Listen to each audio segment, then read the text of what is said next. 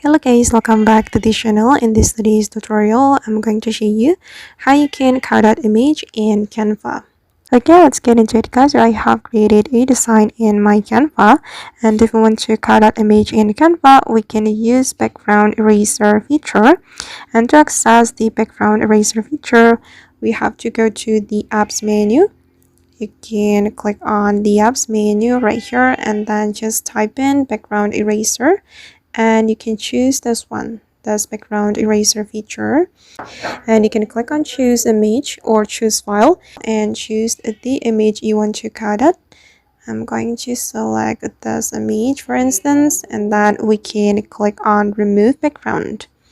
Okay, and just wait for a moment until the background has been removed, and it's almost done. Okay, and then we're going to go back to our design, and this is the result.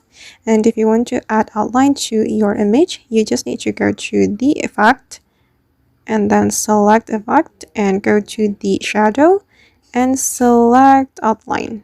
Okay, then you can customize the outline. You can change the color and the size as well. I'm going to increase the size and I'm going to change the color. Alright guys, and that's all the way to cut out image in Canva. I hope this tutorial will be useful for you. Thank you so much for watching and see you in the next video.